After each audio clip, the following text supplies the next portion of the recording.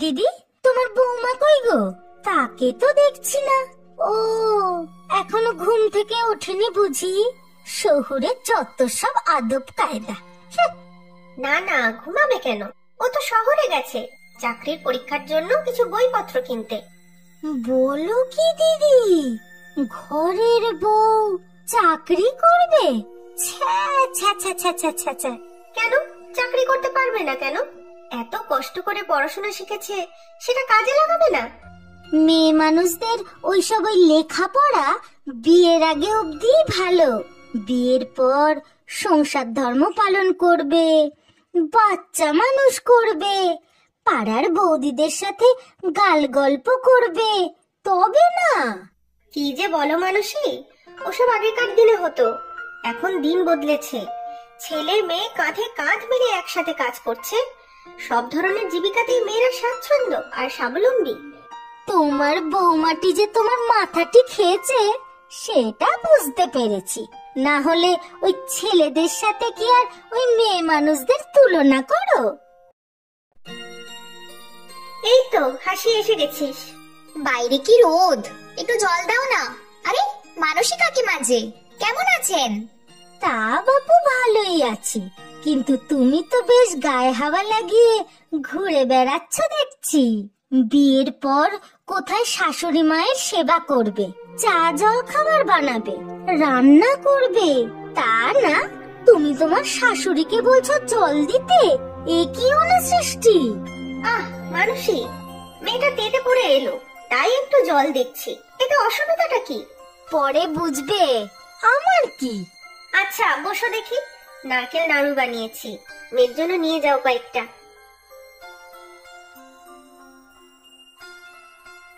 তা বাছা, শুনলাম তুমি নাকি চাকরির পরীক্ষা দেবে? হ্যাঁ, দেবই তো। মেয়েদের স্বাবলম্বী হওয়া খুব প্রয়োজন। এখন তো এমন কোনো কাজ নেই যা মেয়েরা পারে না। মেয়েরা যত এগোবে, সমাজও তত এগোবে। তোমার ওই জ্ঞানের বুলি রাখো তো দেখি। যত সব! সংসার করতে সংসারী জ্ঞান লাগে, ওইসব পড়ালেখা স্কুলেই ঠিক আছে। এই নাও মানসী, মেয়েকে দিও। আচ্ছা কাকলিদের কি খবর গো? অনেকদিন যাওয়া হয় না। ওর মেয়েও তো বেশ বড় হয়ে গেল। সে কি গো দিদি, তুমি জানো না? কেন, কি হয়েছে? কাকলির মেয়ে বনানীকে ভূতে ধরেছে। কি? ভূতে ধরেছে? এ আবার হয় নাকি? দেখো বাছা, যা জানো না তা নিয়ে বেশি তর্ক করো না। কি হয়েছে একটু খুলে বলো না। এই তো এই বছরের গোড়ার দিকের কথা। হঠাৎ মেয়ে কাঁপতে কাঁপতে পড়ে গেল, মাটিতে পড়েও কাঁপতে লাগলো। তারপর ওঝা বাবা নিদান দিলেন, বনানীর ওপর ভূতের কোপ পড়েছে। একদিন তো ওকে ঝাড়ানো হলো, তাও এখনো মাঝে মাঝেই ভূতে ধরে। কিন্তু ভূতে ধরা কি সত্যি আবার হয় নাকি? তুমিও তো দেখছি তোমার ওই শহুরে বউয়ের পাল্লায় পড়ে কিছুতেই মানতে চাইছো না আজকাল। ওই মেয়েটিকে সবার আগে ডাক্তার দেখানো উচিত। হয়তো নার্ভের কোনো সমস্যা হচ্ছে। এই তুমি চুপ করো তো বাপু, সব জানতা এসেছেন। ওর তো কোনো অসুখ করেনি যে ওকে ডাক্তার দেখাতে হবে। একদিন যাবো কাকলিদের বাড়ি। আজ আসি গো দিদি, তোমার এই বৌমাকে একটু সামলে রেখো, ডেপো মেয়ে একটা।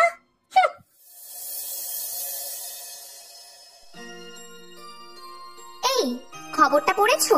কোন খবরটা বলো তো? আরে আমাদের গ্রামের হাসপাতাল নিয়ে যে খবরটা বেরিয়েছে সেটা নিয়ে। ও হ্যাঁ, নতুন একজন ডাক্তারবাবু এসেছেন, নিউরোলজিস্ট।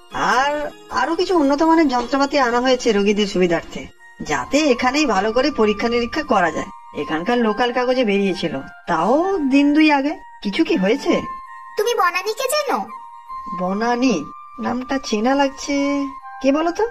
আরে কাকলি কাকিমার মেয়ে, ও পাড়ায় থাকে। ও হ্যাঁ হ্যাঁ হ্যাঁ, মনে পড়েছে। ছোটবেলায় আমার কাছে পড়তে আসতো, ভালো ছিল বেশ পড়াশোনায়। ওর কি কিছু হয়েছে নাকি?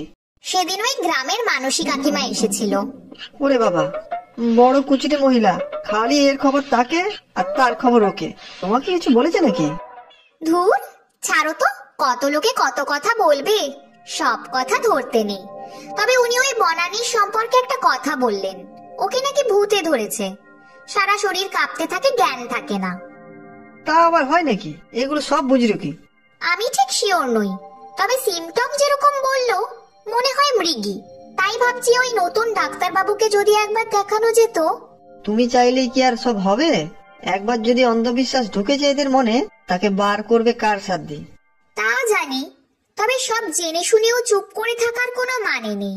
মা তো এর মধ্যে একদিন ওই কাকলি মাসির বাড়ি যাবেন বলছিলেন, আমি বরং যাব সাথে। দেখো যা ভালো বোঝো। এতদিন পরে তাহলে সময় হলো দিদি? আসলে অন্যান্য কাজে আর সময় হয়নি গো। এই আমার ছেলের বউ হাসি। ও, তাহলে এই সেই তোমার শহুরে বউ? সেদিন অনেকদিন পর মানুষই এসেছিল, তোমার কথা উঠলো, তাই ভাবলাম একবার দেখা করে আসি। ভালোই করেছো এসে। তা তোমার বৌমা কেমন হয়েছে বলো? গ্রামে তো সবাই এক এক রকম বলে। কি বলে? কোনো আচার বিচার নেই, ড্যাং ড্যাং করে ঘুরে বেড়ায়, পুকুরে স্নান করে না, মাথায় ঘোমটা দেয় না, কাউকে তোয়াক্কা করে না। মোলো যা, কেমন তারা কথা ছিরি তোমার বাচ্চা। ছি ছি ছি ছি, সবাই যা বলে ঠিকই বলে দেখছি। আহ হাসি, তুই থাম তো। আচ্ছা কাকলি, তোমার মেয়ের কি খবর? মানুষের কাছে শুনলাম। আর বলো না, সবই আমার অদৃষ্ট। কোথা থেকে যে কি হলো, ওকে ভূতে পায়, মাঝে মাঝেই হঠাৎ করে কাঁপতে থাকে, অজ্ঞান হয়ে পড়ে, মুখ দিয়ে গেজা বেরোয়, পরে আর কিছু মনে থাকে না। বলেন কি? ওকে ভালো করে ডাক্তার দেখানো দরকার। এই, একদম চুপ করো তুমি। তখন থেকে অনেক চ্যাটাং চ্যাটাং কথা বলে যাচ্ছ। 2 পাতা পড়ে সব জেনে গেছো বুঝি? ওঝা বাবা জল পোড়া দিয়েছেন, যখন ওর এরকম হয় সেটাতে বলেছেন। তাও এখন চিকিৎসা বিজ্ঞান কত উন্নত। একবার যদি একটা ভালো ডাক্তার দেখিয়ে নিতে, কখন কি হয় তাকে আর বলা যায়? তোমার যে দিদি কি হয়েছে কে জানে। আমার মেয়ের চিন্তা আমাকেই করতে দাও, তোমরা এত মাথা ঘামিও না। এখন এসো।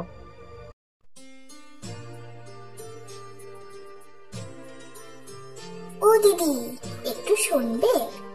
কে? এদিকে এসো। তুমি চন্দনদার বউ, তাই না? হ্যাঁ, তুমি কে? আমি বনানী। তোমরা সেদিন আমাদের বাড়ি গিয়েছিলে। আমার মায়ের নাম কাকলি। ও, তুমিই তাহলে কাকলি মাসির মেয়ে? তুমি সেদিন আমাদের সামনে এলে না কেন? আমরা তো কতক্ষণ ছিলাম। মা আমাকে কারোর সামনে বেরোতে বারণ করেছে। জানো দিদি, আমার খুব তোমার মতো হতে ইচ্ছে করে। সবাই তোমার সম্পর্কে অনেক কিছু বলে, কিন্তু আমার খুব ইচ্ছে করে আমি বড় হয়ে তোমার মতো হব, পড়াশোনা করব, চাকরি করব। কিন্তু কি যে হয় আমার, আমি খালি অজ্ঞান হয়ে যাই, তারপরে কিচ্ছু মনে থাকে না। ভালো করে ডাক্তার দেখালেই তুমি ঠিক হয়ে যাবে বনানী। আমার মনে হয় তোমার নার্ভের কোনো সমস্যা হয়েছে।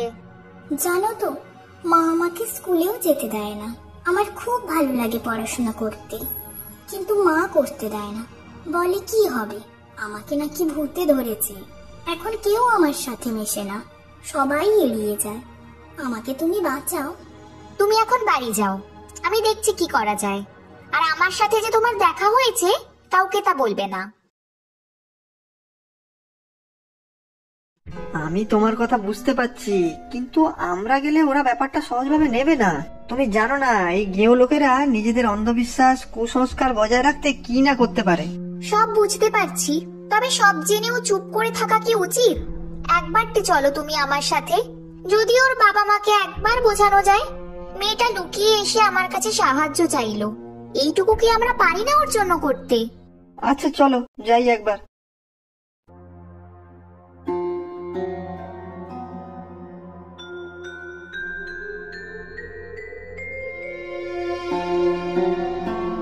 কি এসব কি? শিগগির ভিতরে চলো। ওকে নিয়ে ভিতরে যাওয়া দরকার। এই, তুমি এসেছো কেন এখানে? যাও, বেরিয়ে যাও। মাসি, আমার কথাটা শুনুন একবার। বউয়ের ধামা ধরা তুই, সেটা আমরা ভালোই জানি। বেরো বলছি। আপনারা শান্ত হন। বনানী একজন সাধারণ মানুষ, ও সাধারণ ভাবে আমাদের মতন করে বাঁচতে চায়। ওর এটা একটা অসুখ, মৃগী রোগ। চিকিৎসা করলে এটি ঠিক হয়ে যায়, কোনো অলৌকিক কাণ্ড নয়। এই একদম চুপ, কি যাতা বলছো তুমি? আমি হাত জোর করে সবার কাছে অনুরোধ করছি, আপনারা এখান থেকে চলে যান। ওর এই সময় খোলামেলা পরিবেশ প্রয়োজন, না হলে কিন্তু আমি পুলিশ ডাকতে বাধ্য হব। যান, আপনারা চলে যান সবাই। এখনই ওকে পাশ করে শোয়াতে হবে, যাতে মুখের লালা গলায় না আটকে যায়। আর চারপাশ থেকে সব জিনিসপত্র সরাও, কোনো রকম আগুন ধোঁয়া যেন আশেপাশে না থাকে। ওকে চাপাচাপি করতে হবে না, শুধু দেখতে হয় ব্যথা না পায়। মারে, এই তো আমি, তোর কিচ্ছু হবে না। এই এরা তোকে। দিদি তুমি এসেছো? তোর কোনো ভয় নেই, তোকে আমরা ডাক্তারের কাছে নিয়ে যাব, তুই একদম ঠিক হয়ে যাবি। তুমি কি চাও মাসি? তোমার মেয়ের সুস্থ সুন্দর জীবন, নাকি এসব বুজরুকি? আমার মেয়ে ভালো হয়ে উঠুক, তাই চাই। ভয়ের কিছু নেই, আপনি ঠিকই সন্দেহ করেছিলেন, মৃগী রোগ। আমার মেয়ে কি তাহলে ভালো হবে না ডাক্তার বাবু? কে বলেছে ভালো হবে না? এটি আমাদের একটি নার্ভের সমস্যা, তাই মাঝে মাঝে খিঁচুনি আসতে পারে। আমার মেয়েরও তো তাই হচ্ছিল। আমার প্রথম দিন শুনেই সন্দেহ হয়েছিল, পরে সেদিন দেখে নিশ্চিত হলাম। অনেকেই একে ভূতে পাওয়া ভর হওয়া ভাবে। এসব ওঝা গুণিন না করে ডাক্তার দেখালেই সমস্যার সমাধান হয়। নিয়মিত ওষুধ খেলে মৃগী রোগ ঠিক হয়ে যায়। এখন ওর কি কি করণীয় যদি বলে দেন। নিয়মিত ওষুধ খেতে হবে, আর সাঁতার কাটা, রান্না করা, অনেক উঁচুতে ওঠা, গাড়ি চালানো এইগুলো করা যাবে না। আর মৃগী শুরু হলে পাশ করে শুইয়ে দিতে হবে। ওষুধ নিয়মিত খেতে থাকলে ও শিগগিরই সুস্থ হয়ে যাবে। আমার মেয়ের বিয়ে হবে তো, না হলে তো সারা জীবন।